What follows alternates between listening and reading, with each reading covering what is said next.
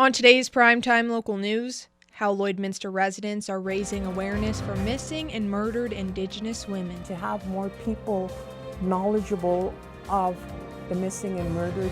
And local tow truckers are reminding drivers to slow down near emergency vehicles.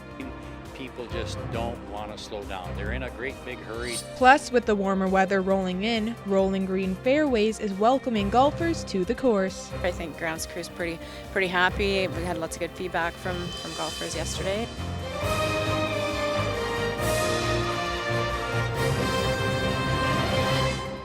Prime time local news, serving the Lakeland and Midwest regions. Good evening, and thank you for joining us.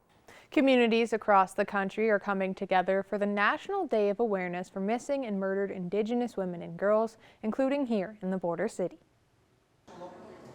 The National Awareness Day is also known as Red Dress Day. Red dresses have been hung around the city, signifying the women who are murdered and missing. The Lloydminster Native Friendship Center hosted an event and brought on local speakers to commemorate the day. Alexa Blyan, she's an advocate of MMIW, always has been, I guess, and she's been across Canada doing talks and all of this, right? The group held a pipe ceremony earlier in the day and did a memorial walk downtown. The center says the biggest thing they want from locals is acknowledgement. For people to recognize that Indigenous women have been targeted for many years, and it's now finally coming to the forefront where there's national organizations and national activities happening just for that awareness, that day, that special day for May 5th. Over the past few years, there has been more events for missing and murdered Indigenous women and girls. And Waskowicz says even though there's been a rise in awareness, this still shouldn't be happening to Indigenous people. It doesn't matter how much people say we are resilient, we still don't deserve that kind of violence, I guess. And you know, we're actually good people. a good people.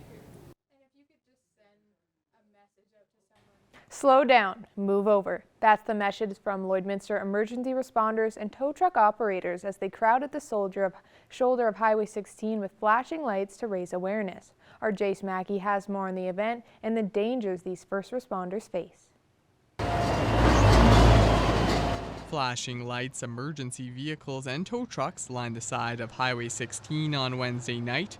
At first glance, it may seem like a major collision, but in reality, these crews were there to spread a message. They should slow down for the flashing lights on emergency vehicles, and it's all the emergency vehicles, RCMP, police, ambulance, fire, tow trucks. On Alberta and Saskatchewan highways, motorists must reduce speeds to 60 kilometers an hour when passing emergency vehicles with flashing lights, and that includes tow trucks. But this tow truck operator says that doesn't always happen. People on the two-lane highways seem to have more respect for the amount of room that we need to work and stuff like that. On the four-lane, people just don't want to slow down. They're in a great big hurry to go somewhere and they just don't want to slow down. According to AMA, in North America, one tow truck driver is killed on the job every week, and the Lakeland region is no exception. We had a tire truck operator get killed here by Lashburn quite a few years ago here in Lloyd. Couple of winters ago, we had 3 guys from MCON on the Alberta side get hit. Nobody died. Two of the workers were really hurt bad. They'll be suffering from their injuries for the rest of their life. When responding on the roadside, that highway becomes a workspace. Slowing down and moving a lane over gives operators more room to safely do their job. When we're out there on the highway, that's our workplace. We can't change that. We can't magically snap our fingers and make that broke down vehicle or that accident move to a parking lot or to a farmer's field. Roadside responders have been gathering to raise awareness for the past 5 years, and similar events took place across Saskatchewan, hoping to make a difference one driver at a time. We've still got all kinds of issues, but I hope, you know, if what we've done here tonight helps one person recognize the lights and the vehicles and slow down, then we've done our job. For Primetime Local News, I'm Jace Mackey. Country music legend Garth Brooks is bringing his stadium tour to Canada next month. Stacey Comer had the chance to chat with him today.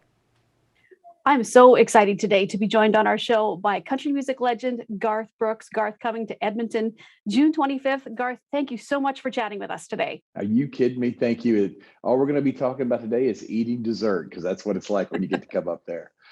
Well, tell me, why did you choose Edmonton out of all the places in Canada for your stadium tour? Well, let's just talk about the last time we were there, right? 160,000 people. I think we had 8 or 9 nights there. But you could have, no offense to Edmonton, you could have picked anywhere. Calgary, I mean, the list just keeps going on. Vancouver, it doesn't matter. People know their country music in Canada. They know it and they're very passionate about it. That makes it a have-to stop on any tour. Now, you are continuing to break ticket sales records on this tour. You had a Garth quake the other night. How exciting is that? It's fun. I think what's even more exciting about it is how late in our career we are, and this is still happening to us. So we feel very fortunate. The gratitude, especially after the pandemic. I think you stop something and have to start it again. I think you see gratitude oozing out of the players, the crew. And I got to tell you, what I'm seeing in the faces of the people in the crowd, because it doesn't have anything to do with Garth Brooks. It's the fact that they're back where they belong, and that's with each other. And so that's a sweet, sweet thing to get to see. Well, Garth, ticket prices are all the same, no matter what, for the show in Edmonton. And why is it important that you do that? Well, first of all, we're going to need every seat in there, right? Because we play in the round. So the stage is totally flat. So front row goes 360 degrees. So people can talk about the back of the stage, front of the stage. There isn't that here. So our job is to reach everybody possible. And it's going to take all of us to kind of make those memories that stand out, from other concerts. Because come on, man, if your family's like mine, Thanksgiving, somewhere around the holidays, there's going to be a big fight. And it's usually going to be about something stupid like who has the best concert, right? And you want your name to be in that fight at that table. So you do everything you can to make sure that night is a memorable one, because come on, man, it's not easy to go to concerts. People have to go through a lot to go to concerts, and it's sweet that they show up so I can live my dream. And Garth, what's it like when you are up on stage and you see everybody singing every word to every song and you are just giving it 110%? Most of us, I don't think, quite understand what that feels like to have the audience giving back to you so much. What's it like for you when you're on stage? It's sweet. When you said giving 110%, I see people in those seats giving 110%. They're into the song, especially, and I don't know why, but this song is on a roll. The Thunder Rolls right now is maybe the highlight of the show. And people, you don't know if they're going to end up lynching you or what, because they're into it. They're pointing fingers. And I'm watching all this going, oh, this is so cool. So I think if everybody just gives that passion, that fire, and I tell the band and crew this every show, I would love for the people coming to the show to know this. For 2.5 hours, there's nothing you can do about the outside world. Just come in. Be selfish, enjoy it, sing loud like you're the only one in the place. And our job is for people to leave that stadium loving each other more than they came in if we do our job right. Now, are you going to maybe take a little bit of a break after this tour? Have you thought about that yet? Or is this just keep on going as long as you can and making people happy? I'm going to give this crew a break for sure. They're the ones. I mean, I'm the last guy in the building and the first guy to leave. Like I said, it's like eating ice cream for me. But these guys haven't been home in 3 weeks. They're not going to be home in the next 4 months. So, and they'll end up in Europe to finish it all out. So they're not going to see their families for a while. So anything I can do for this crew after this, you can bet I'll do it. I would like to look into residencies. I'd also like to look into dive bars where it all started. Those are fun to play. Well, Garth, I see you do have a tour dates in Ireland. I think it's 4 dates there. What's it like playing for the European crowd and over in Ireland? Is it an amazing response from them as well? Yeah, what you're looking for as an entertainer, and sincerity knows no flag, right? That's the great thing. So the sincerity in Ireland matches the sincerity in Canada. It matches the sincerity in the United States. It's all you're looking for. The rest of the people that might be there for whatever reason, they can come and go for me. As far as, I don't mean to hurt anybody's feelings, but it's just not. But those people that are sincere, those people that are looking for you for that connection, that's who I'm looking for from the stage. And so Europe, it's the same way. I'm amazed, but I think that's probably country music. It has a long-standing tradition of being sincere and just being every man's kind of music. Well, Garth, thank you so much for speaking with me today. It's just been an honor to chat with you. Again, tickets on sale 10 a.m. tomorrow for the concert in Edmonton, June 25th, and nobody will be disappointed with this Oh, show. you Thank very you so sweet. much, and we hope to catch you here in June. Thank you, Miss Stacy. I love you. Have a great day. Now our Shelby Clark will take a look at today's warm temperatures.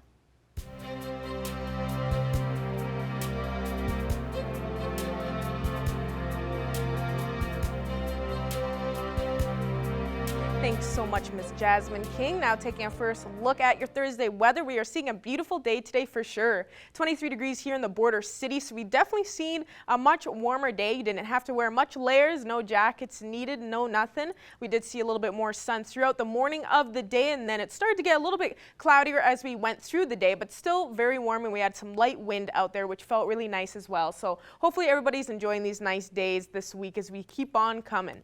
And now switching over to temperatures across the region for Alberta and Saskatchewan. On the Alberta side, we are seeing those 20 plus temps on this side for sure.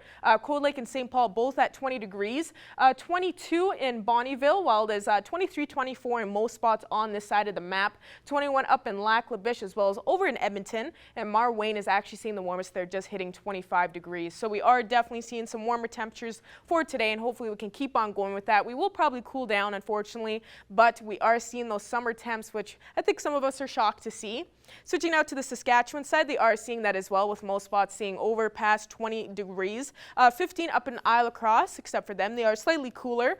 The rest are seeing it with 20 in Meadow Lake, 22 over in Pearson, while there's 24 degrees in Green Lake, 25 in St. Walburg, as well as Maidstone is actually sitting at 23. And down in Macklin and North Battleford, they are seeing the warmest at that 26 mark. So seeing a little bit warmer, almost close to 30. And for North Battleford, they will be going down to a low of 12. So we will be seeing those double digit for our evening lows tonight. So definitely seeing a warmer evening low. They will be seeing a high chance of some precipitation that will continue into tomorrow, where they will see 20 throughout the day. For Cold Lake, they'll be going down to that 9 mark for their evening low, so still seeing quite a warm evening, then seeing 18 tomorrow with that precipitation continuing on. And for us in the border city, we'll be seeing those double digits as well at 11, so get ready. We're going to be seeing a warm evening, and then we'll be seeing 17 tomorrow, but seeing a high chance of some precipitation starting off through the evening into tomorrow. So we will be seeing some rainfall coming up here. Now talking about our Mother's Day contest, make sure to go to our Facebook page and check out our pin post. You can comment a photo of your mother, and we are going to be choosing the 4th winner of the week at the end of the hour, so stay tuned and you can win a $500 gift card to Sleep Country. That's all I got for now. A lot more news coming up after the break.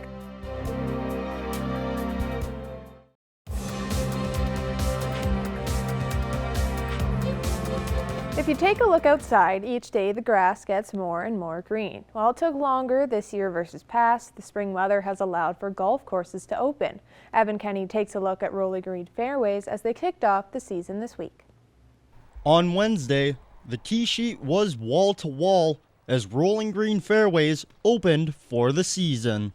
Yeah, it was a busy day overall. It was a good day. I mean, I think we were hoping for the 24 and sunny that was originally forecasted earlier in the week. So the morning golfers still had to wear their winter coats, I think, a little bit. But it was good to see some old faces and some new faces. Lloydminster's 4th wave of winter in the middle of April set the open date back as much as 3 weeks.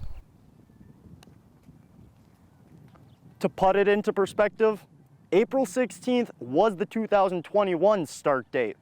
Walker says last year's warm temperatures plus the freeze-thaw cycle of this spring made the difference.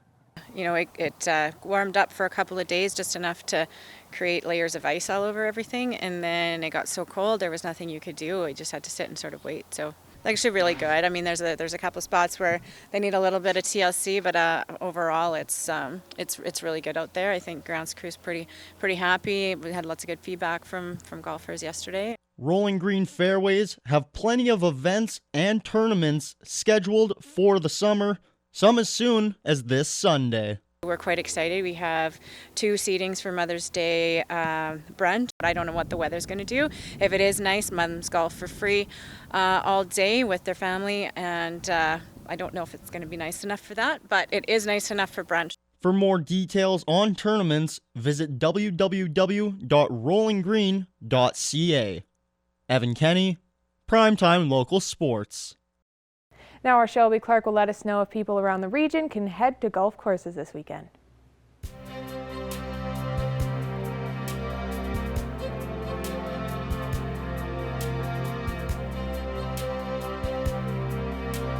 Thanks so much again, Jasmine. Yes, we are going to be seeing some beautiful temperatures coming up this weekend as well, although we will be seeing a high chance here in the border city for that precipitation starting off in our evening and in tomorrow, but some places won't be seeing too much precipitation, so who knows, golf season may be coming up here quick for the weekend.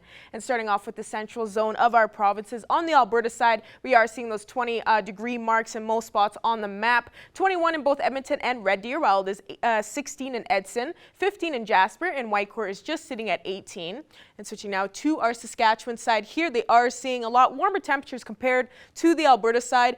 20 in Meadow Lake as well as in Cold Lake there. It is 26 in both North Battleford and Saskatoon. 25 in Prince Albert, and Melfort is looking at 27. So we are seeing some temperatures almost even reaching that 30-degree point in some spots in the central zone. Going over to our northern region now of the provinces, they have warmed up definitely a little bit more compared to what they have been seeing throughout the week. We're even seeing some double digits on the Saskatchewan side with 11 degrees in most spots here, 7 degrees in both Flin Flon and Stony Rapids, while it is 8 in La Ronge, and South End and Wollaston Lake are looking slightly cooler, just hitting 3. And switching now to our Alberta side once again, they are still seeing those double-digit temperatures, so they have been seeing some warmer temperatures throughout the week compared to the Saskatchewan side, and that is continuing on from what it looks like. 15 in both Grand Prairie and High Level, 16 degrees in Peace River, while Fort McMurray and Slave Lake are looking the warmest, just hitting 19, and Fort Chipewyan is just hitting 12. Now going over to our southern zone, of course, they're definitely going to be seeing some warmer temperatures compared, almost reaching that 30-degree mark in some spots as well. Medicine Hat is at 27, while it is 24 in both Lethbridge and Coronation, 19 in Calgary, and Banff is just hitting 15 degrees. And going over to this end here now, they are still seeing those 20-degree marks in most spots. 27 in both Moose Jaw and Regina, 26 in Swift Current, and Kindersley and Estevan are seeing 25. Now going back across the region, they were seeing what we will expect throughout our evening. We will be pretty happy temperature-wise. We even are reaching those double-digit evening lows for our plus temperatures, so which is really good to see. Wainwright will be seeing the warmest with a low of 11 degrees, while Murnum and Bonnyville will be seeing a low of 10. Unity, will actually be seeing the warmest with a low of 12, and the rest will be seeing those single digits, but still quite warm compared to what we are used to. Most spots will be seeing a low of 9 for tonight. Meadow Lake will be seeing a low of 8, and Isle of Cross will be seeing the coolest with a low of 3. But as you can see, most spots will be seeing a high chance of some rainfall that will start off in the evening that will continue throughout the night, but Murnum and Wainwright will just be seeing those cloudier conditions continue on. And now looking at our 3-day forecast for here in the border city, we will be seeing that rainfall, throughout the day tomorrow with 85% chance at 17, and it will warm up later on through the evening Friday into the weekend, and we will be seeing 15 on Saturday with a mix of some sun and cloud. So although there is some rainfall, hopefully, who knows, you can go hit the golf courses coming up this weekend, and then we will be seeing 10 degrees on Sunday to end off the weekend. So we will be seeing those double digits and cool down slightly, but it still will be quite beautiful heading into it. And now adding in again about our Mother's Day contest, make sure you go to submit a photo. This is your last chance here. Coming up, we have our 4th winner getting picked for the week at the end of the hour, and you can win a $500 gift card to Sleep Country for your mother for Mother's Day. That's all I got for now. We'll have more news coming up after the break.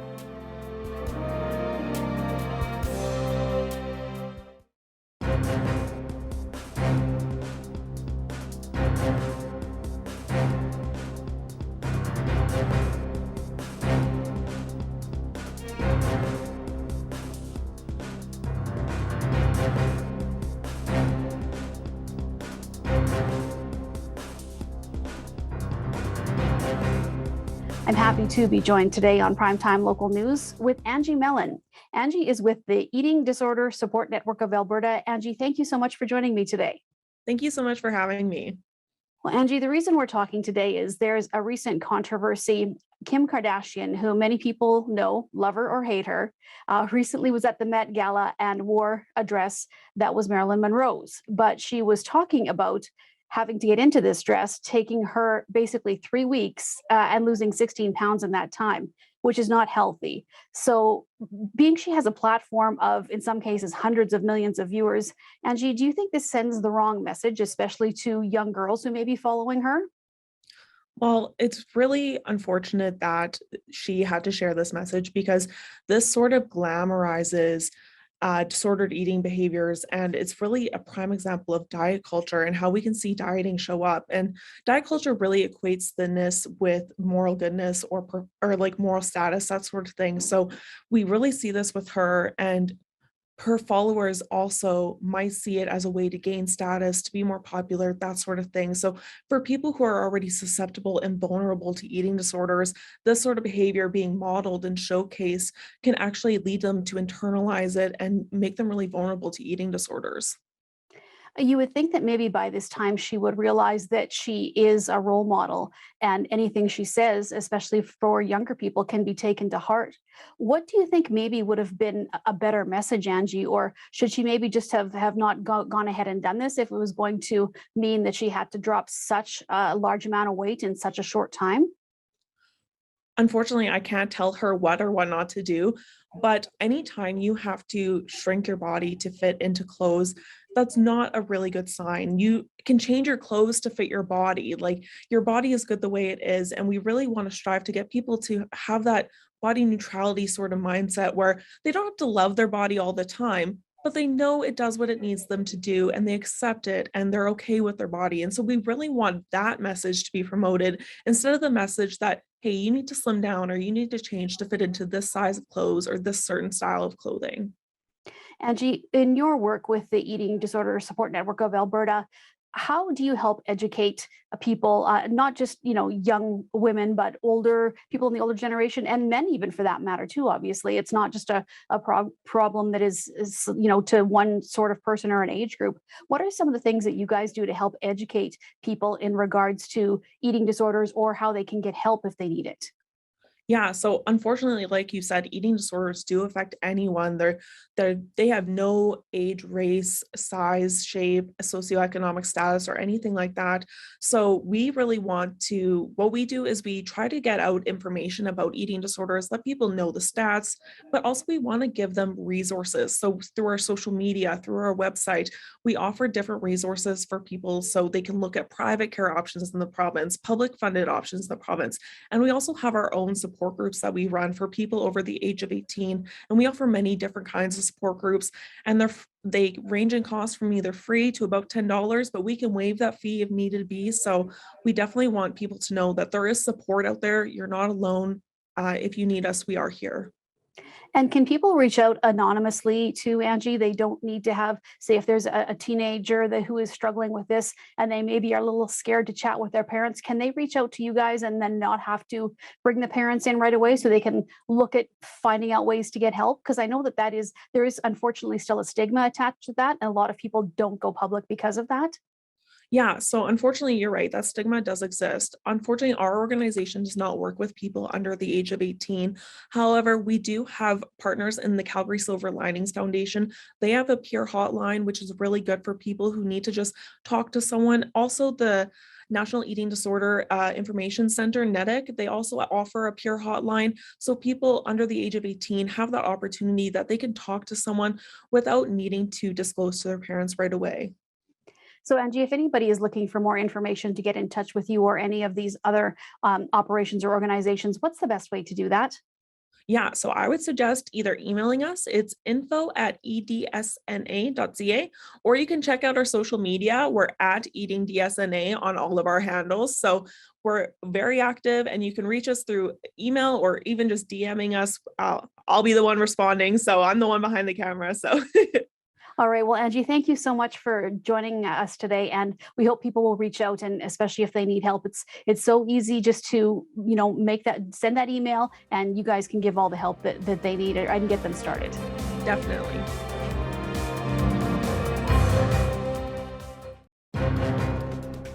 Furniture set and design supplied by Furniture Gallery and Furniture House, downtown Lloydminster. Joining us for primetime local news today is Adrian House, artist from Newfoundland, and we are speaking on his brand new single called Changes. Thank you so much for taking the time to speak with us. You're so welcome. Glad to be here. Now, for this new single, let's start off with the classic question. What's this song based on? Yeah. Well, funnily enough, I wrote it before the pandemic, like in 2018, but I feel like the themes of the song are so appropriate to what's happening right now. So basically, the song is about dealing with the ups and downs of life and the uncertainties of life. So I guess the main character in the song has been through some upheavals in life. I mean, mainly a big breakup. And but so he's gone through some suffering and some discomfort and some pain because of that. But then at the moment of the song, he just sort of realizes that, you know what, he's gotten through it, he's still here, he's still alive, he's still able to feel the sunshine and all that stuff. And he's really just starting to feel that that sort of joie de vivre, as the French say, or just joy of being alive again. And so I think the song is really about that. It's about like getting through all the stuff that happens to us, because we never know what's going to happen from day to day. And then coming through the other side of that, having the resilience to do that, and just appreciating where you are right now and celebrating your life. Do you know what I mean? And sometimes it's hard to do that in the tougher times with uncertainty, but I think it's almost even more important to just be like, you know what? There's all this crazy stuff happening in the world, but here we are. Like, it's important to just smile and to feel the joy that you can feel in the moment. And I know it was announced that there has now been a new music video that has been released for Changes for this track. What's all involved in the video? Tell us a little bit about the details. So yeah, I just wanted the video to be like an embodiment or an expression of the joy of the song, really. And maybe a bit of, I guess maybe there's a bit of a rebelliousness about the song as well, of just like towards life, in terms of just like, hey, okay, so what, life, like you threw this at us, we can still smile and be happy and enjoy ourselves and enjoy our lives. So for the video, I sent the song out to my mailing list and just said like, hey, does anybody want to take a line of my song, lip sync, like video yourself doing whatever you want of a lip sync, and send it in. And I got like 40 people involved. So each person sort of just did their own take. They got creative with it. I had friends like in the Guatemalan jungle do a video. I had my friend in the Bahamas. I had friends here in St. John's, Newfoundland, on sleds in the snow. So it was just such a cool mixture of locations, of people of all ages and backgrounds. And so yeah, it's just a really fun coming together of people's expressions of just feeling good and expressing the sentiments of the song. Two of the people in the video are Andy Jones and Marilyn Bernard. Well, Andy Jones is like, he's a very well-known actor in Newfoundland, so most Newfoundlanders, as soon as they see his face, they'd be like, oh my god, that's Andy Jones. Anyway, it's just a little PS there. Well, definitely sounds like you got some nice, strong support from your friends and family for the music video even. Now, have you been seeing some good response from others listening to this song? For sure. Yeah, I mean, the support and the contributions were so heartwarming that I received from everybody. Like when I was receiving all these videos and people were like, "Oh, here's my video. Like here's what I did." And it's just so heartwarming to see like how people put their personalities into the videos, or like they'd include their pets or like their kids or their partner, whatever. So that was super, super fun. And yeah, now that everyone's able to see the finished product, like all those episodes kind of stitched together, I've had so many wonderful reactions. Like people are just like, oh my god, your video made me smile so much. It was like, it was just such a joyful thing to watch. So yeah, in general, the response has been super positive. Yeah, and especially with all the lockdowns that we've been having, I think people really enjoyed having a bit of that license to just being like, yes, I'm gonna get down, or I'm gonna wear a silly outfit or something like that. Yeah. So yeah, it was super fun and cool to be able to give people that opportunity. Perfect. So once again, thank you so much for joining us today, Adrian. Thanks a lot, Shelby. Thanks a lot for having me.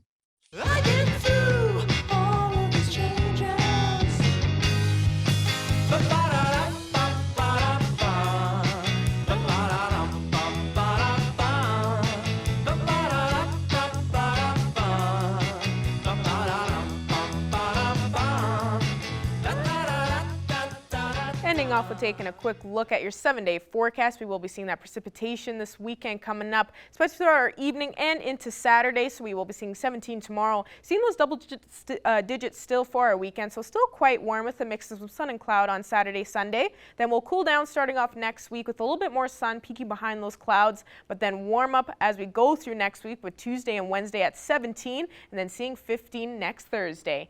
And now, choosing the 4th winner for our Mother's Day contest. Congratulations to Pauline for submitting this one. You have won a $500 gift card to Sleep Country, and we will be in contact with you shortly. Thank you so much, Shelby, and thank you for joining us on Primetime Local News. You can join us again in the second hour.